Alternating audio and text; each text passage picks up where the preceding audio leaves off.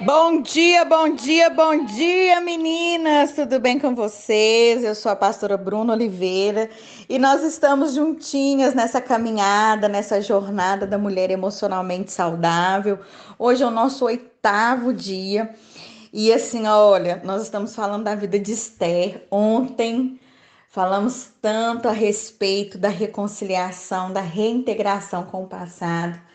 E agora nós vamos dar continuidade a esse assunto, né? O quanto que é importante a gente para viver a nossa identidade, a nossa essência, o nosso propósito, viver de uma maneira equilibrada, o quanto que é importante, né, sobre fazer as pazes com a nossa história.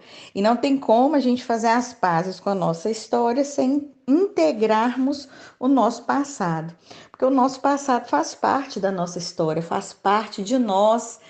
Cada partícula do nosso corpo tem a ver com nossas vivências e as nossas experiências. Então, ontem foi muito forte, nós usamos a vida de Esther como exemplo, né? E eu sugiro mais uma vez que você leia o livro de Esther todo, para que você consiga compreender uma expansão ainda, uma magnitude maior, né?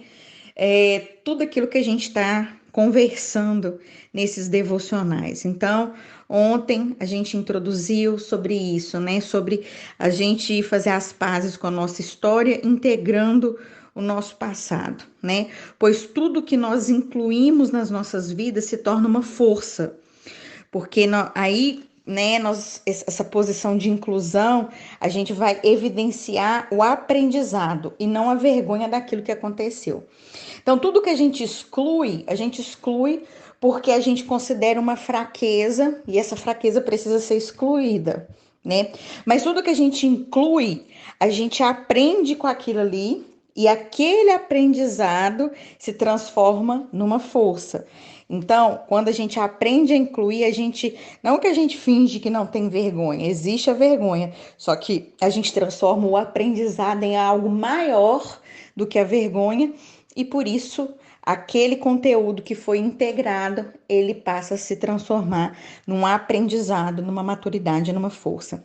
Com Esther foi assim, né? Por isso mesmo, ela sendo uma improvável, como a gente falou ontem, uma mulher que não era nativa, que não tinha sangue real, né, totalmente desproporcional para ser escolhida a futura rainha, foi por causa que ela conseguiu integrar o passado dela, que ela, né, conseguiu se permitir viver novos desafios sem se inferiorizar. Porque aquela escolha, como eu disse ontem, de participar daquele concurso de beleza, sendo uma improvável, poderia, né, gerar nela uma inferioridade, uma vergonha de não querer participar do novo. Mas porque ela assumiu quem ela é para ela mesma, né? Isso aí eu estou fazendo uma leitura do comportamento, claro. A Bíblia não fala que ela integrou, estou fazendo uma leitura do comportamento. Pessoas com comportamento de integração são pessoas que não vivem em inferiorização. Pelo contrário, elas vivem em constante ascensão. Então, crescimento, ascensão tem a ver com integração. Exclusão tem a ver com inferiorização, né? Toda pessoa que exclui, né, é porque se sente excluída e vive sempre na inferioridade.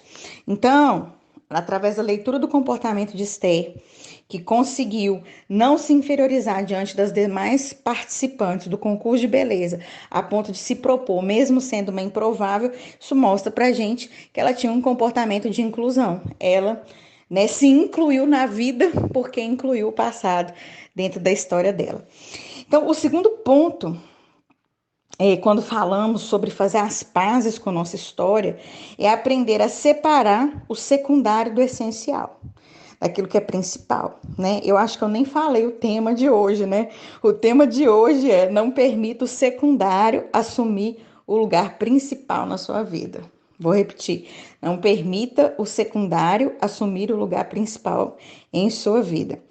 Então, isso é muito importante quando a gente está falando de assumir nossa história, assumir nossa força, assumir nossa identidade. Primeira coisa, integra o passado. Segunda coisa, aprender a separar o secundário, né? é, aprender a separar o secundário do essencial, daquilo que é principal. Isso quer dizer o quê? Isso quer dizer que é não permitir que personagens secundários da nossa vida ocupem o lugar principal na nossa história.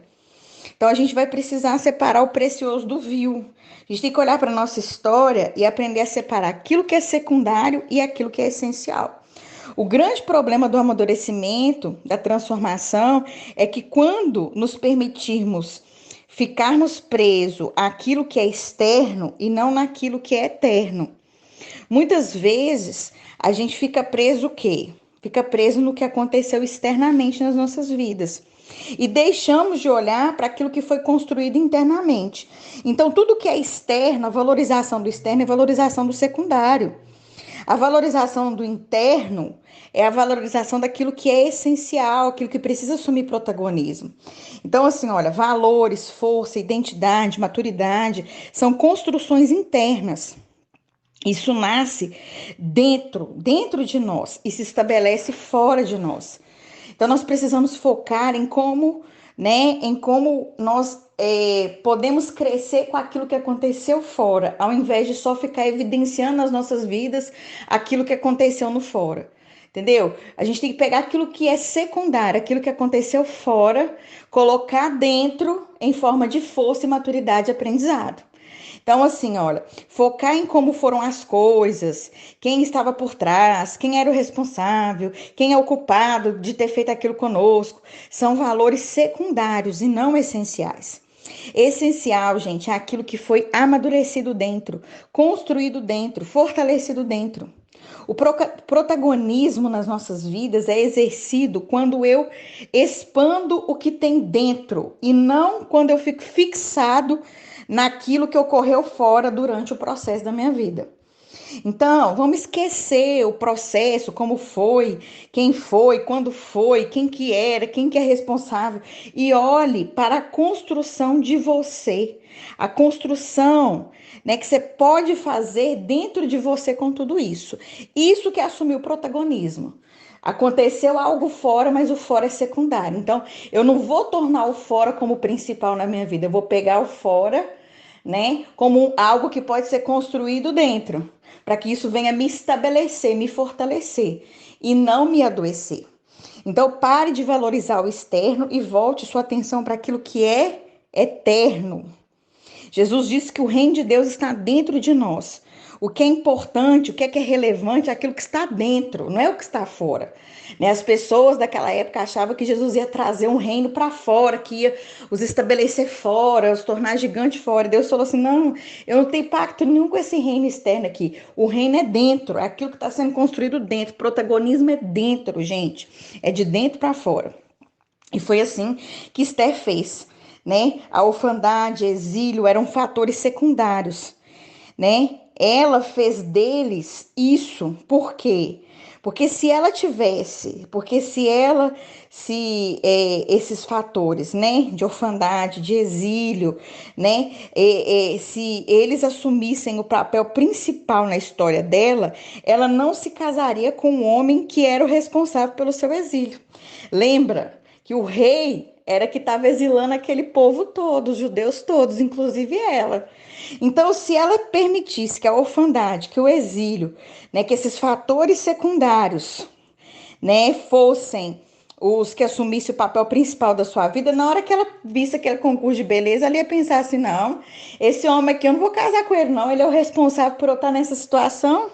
Mas pelo contrário, né, ela fez totalmente diferente. Ela não se moveu pelo ressentimento. Por quê? Porque a orfandade e o exílio não eram fatores principais, mas secundários. Então, fatores secundários na nossa história geram dor e ressentimento. O personagem principal na história dele, na história da Esther, era ela mesma, não era a orfandade ou exílio. Ela não fez a orfandade como personagem principal da sua história. Pelo contrário, ela transformou a orfandade numa força que a fez mãe de nação. Então, por isso, hoje, não deixe aquilo que é secundário assumir o centro da sua vida, o controle da sua vida. Pelo contrário, assim, olha, assuma o protagonismo e tudo que é secundário se transformará em força. Esther não era orfandade, mas ela era mãe de nação. Então, o que ela teve que fazer para acessar esse lugar de mãe de nação?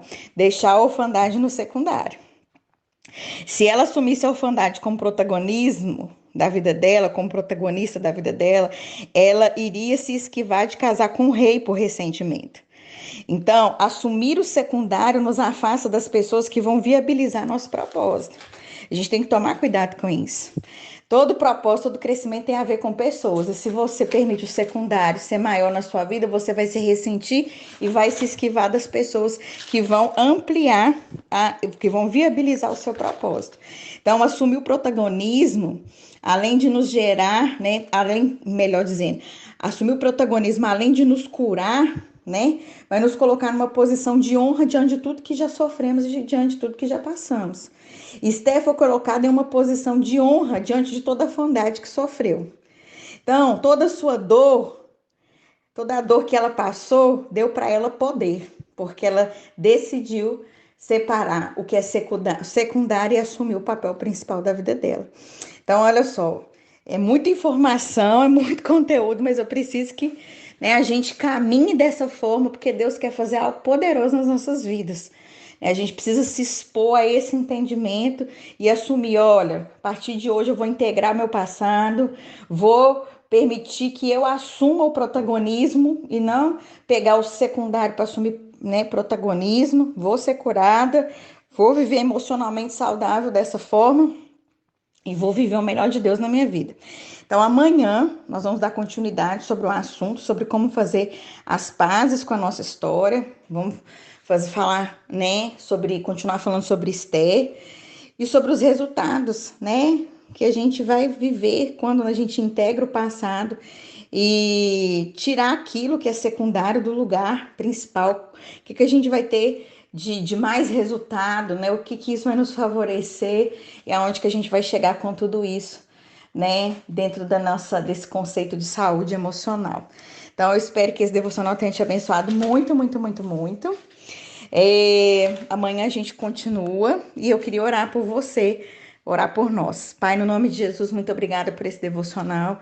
Nos ajude, Senhor, a fazer as pazes com a nossa história, integrando o nosso passado, aprendendo a separar aquilo que é eterno do que aquilo que é externo, né? O externo do eterno, aquilo que é secundário daquilo que é principal nas nossas vidas. Nos ajude a ter uma mente focada, ó Deus, uma mente equilibrada e viver o melhor de Deus nas nossas vidas, em nome de Jesus. Amém. Amém, minhas lindas. Você vai encontrar muito conteúdo sobre saúde emocional que vai te agregar demais durante essa jornada lá no meu Instagram, Bruno Oliveira Mentoria Mulheres. Tá bom? Um beijo para você.